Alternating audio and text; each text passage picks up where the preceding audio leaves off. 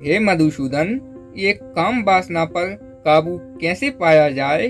स्थिर प्रज्ञ द्वारा।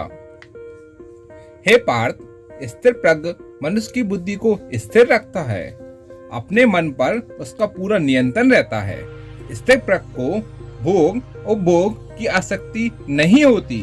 उसे शुभ अथवा अशुभ फलों की प्राप्ति होने के बाद भी ना तो वह प्रसन्न होता, ना वह दुखी होता। पार्थ, ऐसे महापुरुषों को पूर्ण विश्वास होता है कि ईश्वर सदा सर्वदा उनके साथ है। किसी भी परिस्थिति में वो विचलित नहीं होते, उनका मन शांत रहता है।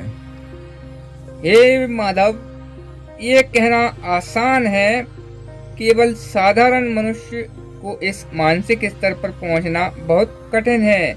इसलिए सांसारिक मनुष्य को किसी दैवीय मदद की आवश्यकता होगी। तुमने ठीक कहा अर्जुन। भगवत कृपा के बिना कोई भी कार्य सिद्ध नहीं हो सकता। इसलिए मनुष्य को अपने पुरुषार्थ के साथ साथ प्रभु की भक्ति की भी मदद लेनी होगी। हे अर्जुन, परमात्मा की भक्ति करने से मन सात्विक हो जाता है और विषयों की शक्ति पूर्णता समाप्त हो जाती है। और यदि आसक्ति का नाश नहीं हुआ तो? यदि आसक्ति का नाश नहीं हुआ तो मनुष्य का सर्वनाश हो जाता है। सर्वनाश?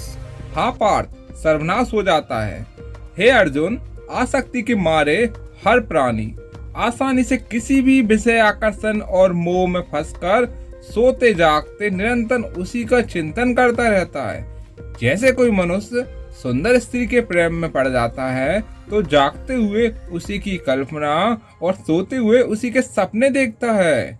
इस प्रकार निरंतर चिंतन से आसक्ति की नींव पर काम की भावनाएं बढ़ने लगती हैं और काम या वासना में यदि थोड़ी सी भी रुकावट आ जाए तो क्रोध का आगमन हो जाता है।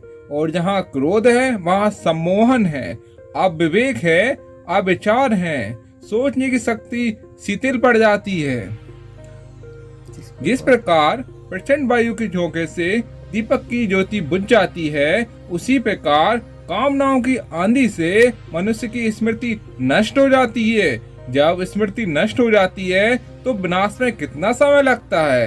पार्थ, मनुष्य की चेतना नष्ट होने से जो हाल मनुष्य का शरीर का होता है, वही दशा बुद्धि के नाश होने पर मनुष्य की हो जाती है। बुद्धि नाश के कारण मनुष्य का अंततः सर्वनाश हो जाता है। इसका अर्थ है कि सब आसक्ति सर्वनाश का मूल है। हाँ, इसलिए मैं तुम्हें निराश होने के लिए बोल रहा हूँ, क्योंकि स्थिर प्रज्ञ की स्थिति निष्काम कर्मियों की चरम अवस्था है। हे केशव, कृपया इस स्थिर प्रज्ञ का कोई स्पष्ट उदाहरण देकर समझाओ।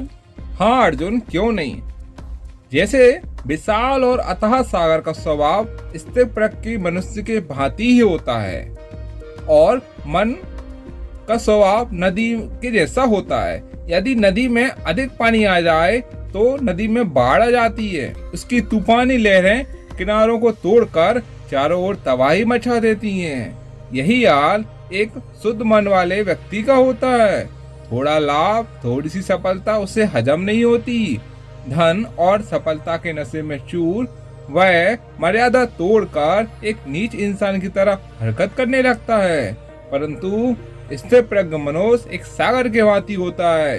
इसमें चारों ओर से नदियों का जल निरंतर जमा होता रहता है, परंतु सागर हर प्रकार से शांत रहता है। नदियों का जल उसकी गहराइयों में गुम हो जाता है और सागर कभी अपने किनारे नहीं छोड़ता। उसके अंदर जल का स्तर वही रहता है। यही स्थिर प्रज्ञ की अवस्था है। ठीक यही स्थिर प्रज्ञ की अवस्था होती है। ठीक इसी तरह सब प्रकार स्थिर प्रज्ञ मनुष्य में किसी भी प्रकार का विकार उत्पन्न नहीं होता है। सारे विकार उसी में समा हो जाते हैं। जिस प्रकार सागर में नदियों का पानी जमा हो जाता है, अर्थात स्थिर प्रज्ञ मनुष्य समस्त गुणों का उपभोग करते हुए भी आसक्ति से मुक्त रहता है। हे पार्थ, ऐसे स्थिर प्रज्ञ मनुष्य परम शांति मिलती है। ऐसे मनुष्य जगत का कल्याण करते हैं, लोक कल्याण करते हैं। सामान्य मनुष्य तो भोग पदार्थों को पीछे दौड़ते हुए अपनी जीवन यात्रा समाप्त कर देते हैं, परंतु स्थिर प्रज्ञ मनुष्य की जीवन यात्रा जन कल्याण को उद्देश्य देती है। जय श्री कृष्ण दोस्तों, आशा करते हैं भगवत गीता से आपको निश्चय ही कुछ सीखने को जरूर मिला होगा। वीडियो अच्छी लगी हो तो लाइक कर देना, चैनल पर नया है तो चैनल को सब्सक्राइब करना। जय श्री कृष्ण।